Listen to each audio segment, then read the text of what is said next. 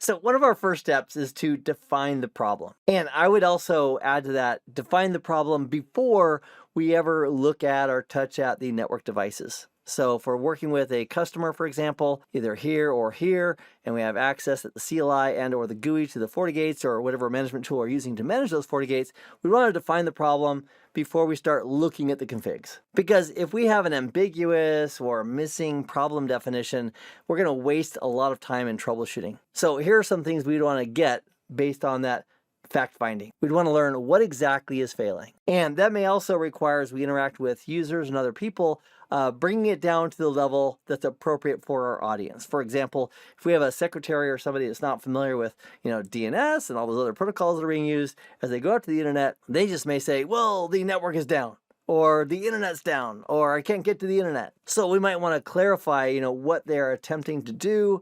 And again, also asking, when's the last time that this worked? Another great question to clarify is, who is this affecting? So if there's a couple people on the team and this is person 1 here and this is person 2 here, we want to confirm is, all the people in that same location on the same subnet, for example, are they all having the same problem? And then another great question is to ask, how often is it having a problem? Is it always broken or is it intermittent? And if they say it's intermittent, that's a little tougher because it's harder to verify consistently the problem.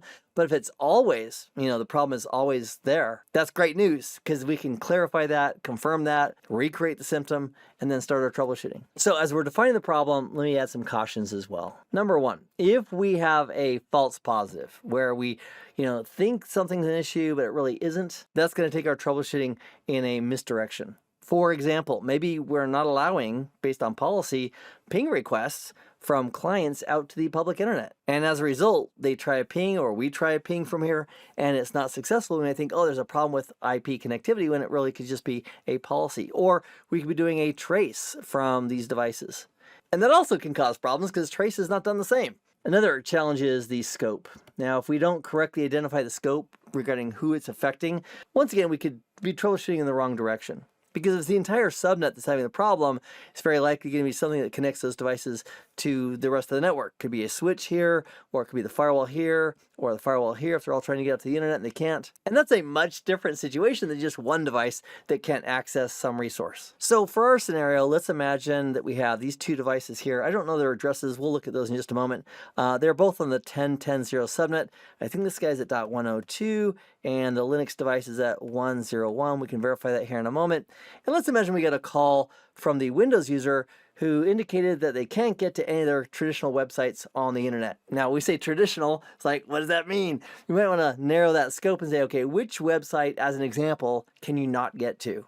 And then we want to replicate that and verify that. So with this topology in mind, let's go to this PC right here, and let's just validate the problem that the user is talking about. So here's this Windows client, and let's go ahead and bring up a command prompt, and let's do an IP config. So there's its IP address, 10.10.0.102, with a 24-bit mask. Default gateway is 10.10.0.52, and that's the network interface it's using as part of the topology. All right, let me minimize that, and let's open up a browser. So here at the browser, it looks like it's trying to load a whole bunch of different tabs. Let me go ahead and close some of those. And let's just go to fast.com as an example.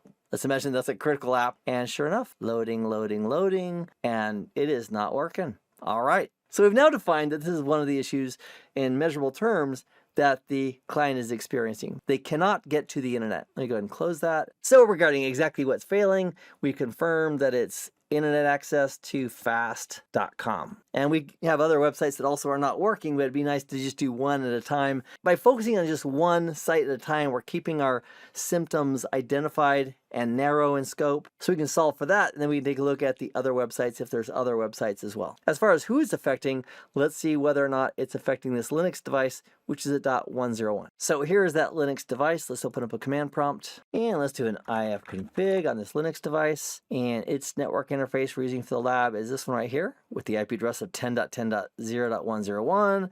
If we do a route, there we go. So its default gateway is 10.10.0.52. That looks good, but let's also just bring up a browser and verify whether or not this client can get out to fast.com. Again, the same kind of a test, same website. So we'll go to fast.com, press enter, and sure enough, that is working.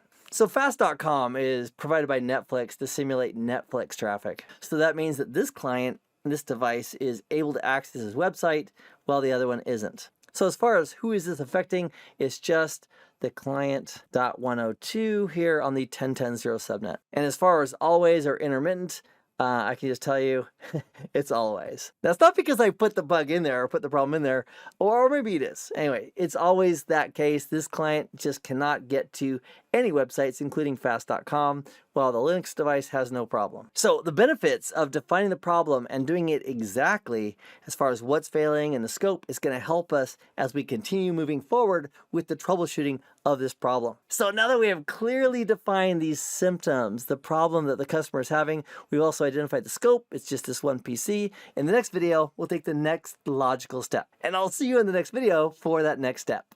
Hey, thanks for watching, and subscribe right here to get the latest information from CBT Nuggets. And if you're new to or considering a career in the world of IT, head on over to CBT Nuggets and sign up for a free trial.